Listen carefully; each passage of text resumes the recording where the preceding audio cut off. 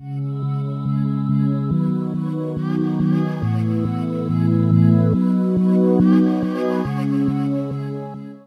à tous, donc je suis ici à Montréal au Tristar en compagnie du combattant welterweight de l'UFC et ancien champion du Strikeforce Tarek Safieddine. Merci beaucoup Tarek pour cette interview. Avec plaisir DJB.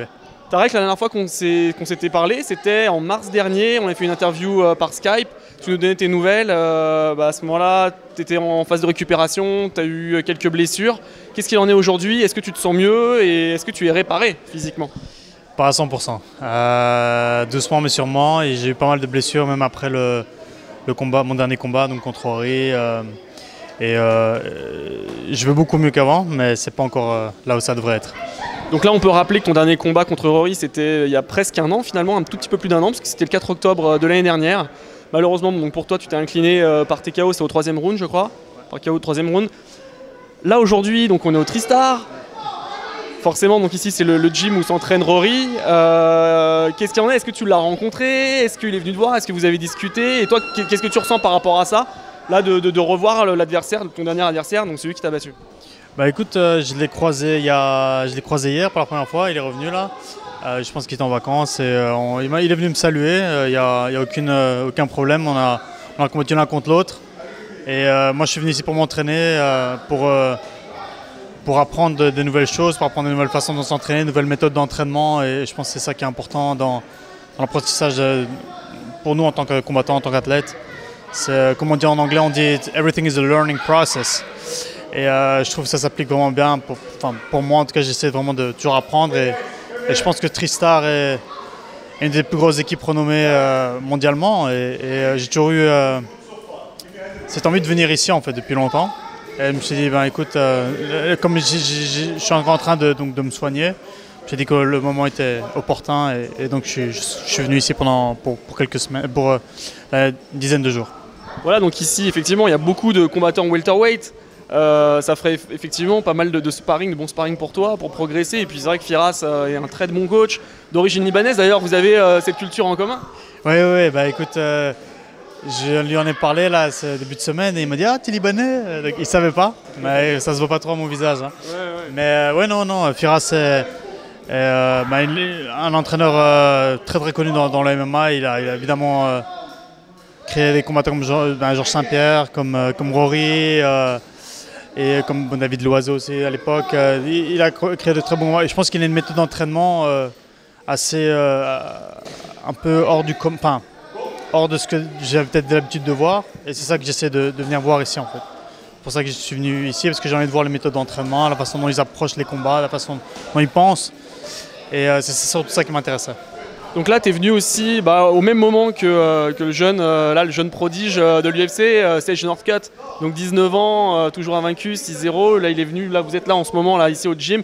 Qu'est-ce que tu penses de ce combattant-là et qu'est-ce que tu en penses? Écoute, du peu que j'ai vu, je ne me suis pas entraîné avec lui, mais du peu que j'ai vu, c'est quelqu'un, il est très jeune. Il a l'air d'être très, open mind, donc il a l'air d'être quelqu'un de difficile à entraîner. Je pense que c'est très important quand on est jeune de vouloir absorber tout ce qu'on peut, parce qu'il y a des jeunes, des fois c'est difficile de les entraîner. Et lui, ça a l'air d'être quelqu'un de très, très ouvert, donc c'est vraiment une qualité qui est vraiment bien. Et en plus, c'est un athlète assez exceptionnel. Je le voyais après faire des sauts dans la cage, et il est très, très athlétique. Donc c'est sympa à voir, et apparemment je pense qu'il a une bonne base de lutte, il vient du karaté, et il fait de la lutte, donc il est déjà assez complet, donc je pense que ça va devenir un très bon combattant. On peut rappeler aussi que tu es aussi relativement jeune, puisque tu n'as que 29 ans, tu as encore un bel avenir devant toi. Je viens de les avoir, ouais. Je viens de les avoir, ouais. Et aussi on peut rappeler que tu t'entraînais très longtemps à la Team Quest aux côtés de Dan Anderson, qui là aujourd'hui a 44 ans. Donc comme quoi on peut effectivement durer dans le sport. Ah oui, Dan écoute, pour toucher par rapport à Dan, il a 44 ans et j'ai jamais vu ça, c'est une machine. C'est vraiment, il a le statut de légende, pas pour rien. C'est un excellent combattant, il s'entraîne tous les jours dur malgré 44 ans, il est à la salle tous les jours, il s'entraîne et il veut vraiment cette victoire contre Vitor, je pense. Ce troisième combat, il a vraiment faim pour cette victoire. Et Dan tape toujours très fort. Et Dan tape toujours très fort, il a toujours sa droite. Malgré son âge, toujours bien garder la gauche haute parce que sa droite fait toujours très mal. Ça t'est arrivé déjà à l'entraînement de te faire knocker par Dan là avec sa fameuse H-bomb? Ah, je l'ai déjà senti. Ouais, c'est sûr. Des fois, même avec les petits gants, il oublie qu'il ne faut pas y aller trop fort et il les envoie. Donc, écoute, toutes les coupures que j'ai ici, je pense 90% c'est Dan. J'en ai plus eu de coupures de Dan que lors de mes combats. Mais non, sa droite va te faire toujours très mal. Tu penses que ça va être un beau combat contre Vitor Belfort? Ouais, je pense bien. Je pense pas que ça va aller 5 rounds. Tu penses que Dan va s'imposer là pour ce troisième combat? Ouais, je pense bien. Je pense que Dan, je me suis entraîné avec lui là pendant quelques semaines. Il est en bonne forme et il a faim. Comme je dis, il a faim et il a envie de terminer en beauté ce troisième combat contre lui. Qu'est-ce que tu as pensé de ce combat aussi mémorable qui a eu lieu cet été entre Robbie Lawler et puis Rory justement? Bah écoute, j'ai pas vu le combat en entier, j'ai vu juste le highlight, mais c'était une grosse guerre. Il se rendait coup pour coup, et ce que j'ai compris, c'est Rory qui menait le combat.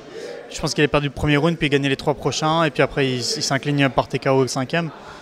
Ça devait être très frustrant pour Rory, quoi. Donc j'aimerais bien voir ce combat. Je ne peux pas vraiment te donner les détails plus que ça parce que je ne l'ai pas vu, mais j'ai vu que ça avait l'air d'être un très beau combat en tout cas. Aujourd'hui, vous êtes entraîné avec Georges Saint-Pierre ici, donc une session d'entraînement privé, Serge Northcutt, toi, le reste de l'équipe pro du Tristar. C'était comment de s'entraîner là aux côtés de Georges, le champion de l'UFC, incontesté? Georges, non, écoute, c'est un gars très technique. Il est connu pour ça et quand on s'entraîne avec lui, on le ressent. Très sympa, très ouvert, il est très disponible. Et c'est pas une légende pour rien. J'ai eu l'occasion de rouler avec lui lundi. Et il est très fort, très haut niveau et j'étais très heureux d'apprendre de ses techniques et de sa façon de faire. Je n'ai pas encore vraiment eu l'occasion de voir sa façon de penser, etc. Malgré que j'ai pas mal suivi son parcours, mais ça m'intéresserait aussi de voir de ce côté-là. T'es pas resté inactif là pendant cette année là où effectivement tu avais tes blessures, tu n'as certes pas combattu à l'UFC, mais tu as fait des compétitions de jiu-jitsu brésilien et puis tu as obtenu ta ceinture noire de jiu-jitsu. Oui, j'adore le jiu-jitsu. Je sais que beaucoup de gens me voient comme un combattant de striking, qui vient du karaté, du muay thai, etc. Donc les gens me voient comme ça, mais j'ai une réelle passion pour le jiu-jitsu que je fais depuis maintenant, ça fait 8 ans. J'ai reçu ma ceinture noire là, en juillet par mon coach Ricardo Feliciano de Checkmat. Et j'adore la compétition en jiu-jitsu, j'adore mettre le gi, j'adore rouler avec les gars à la salle. C'est vraiment, je pense que quand j'arrêterai ma carrière de MMA, je pense que le jiu-jitsu sera quelque chose que je ferai le restant de ma vie. C'est vraiment quelque chose que je suis passionné par ça, j'adore. J'adore les techniques, j'adore attraper le kimono. Je sais pas, c'est vraiment quelque chose que j'adore. De plus en plus, surtout maintenant que je viens d'avoir ma ceinture noire, j'ai envie d'encore plus apprendre. Donc, ouais, c'est vraiment une réelle passion. Et la compétition aussi, j'adore. J'ai fait énormément de compétitions en no-gi à l'époque. J'ai fait pas mal de compétitions en France aussi. Mais là, j'ai commencé vraiment à mettre le kimono ici quand je suis arrivé aux États-Unis. Et je pense que je le mettrai encore très longtemps. Et quand est-ce qu'on peut espérer te revoir combattre dans l'octogone? Écoute, j'espère début de l'année prochaine. Je pense pas que ce sera cette année. Je vais pas dire au grand jamais, mais je pense pas. Mais normalement, début de l'année prochaine, ce sera fait. D'accord, donc pour l'instant, rien n'est encore décidé avec le Tristar. Là, tu es juste en observation. Là, tu es là en observation, voir si tu te sens bien. Tu testes un petit peu différentes académies. Tu continues t'entraîner donc à la Team Quest. Mais là, pour l'instant, rien n'est décidé. Rien n'est décidé. Comme je dis, j'essaie d'apprendre un maximum, de m'orienter, de voir ce qui me convient le mieux. Et pour l'instant, j'adore la Tristar. C'est vraiment un chouette endroit, chouette équipe. Les gars sont sympas. Firas, c'est super. Donc, que du positif, on va dire. Bon, c'est super. Vraiment, on est content de te voir ici. On te souhaite une bonne continuation, Tarek, un bon rétablissement et on espère vite te retrouver dans l'octogone. Merci JB, merci à toi. Et merci à tous les gens qui me suivent en France, en Belgique. C'est vraiment chaud au cœur de tout le soutien. Merci beaucoup. On peut te suivre sur les réseaux sociaux d'ailleurs, tu peux peut-être les mentionner? Oui, on peut me suivre, écouter sur Twitter avec Tarek Fighter. Instagram, même chose, Tarek Fighter. Et sur mon Facebook aussi, ma fanpage. Super. Merci beaucoup, Tarek. Merci.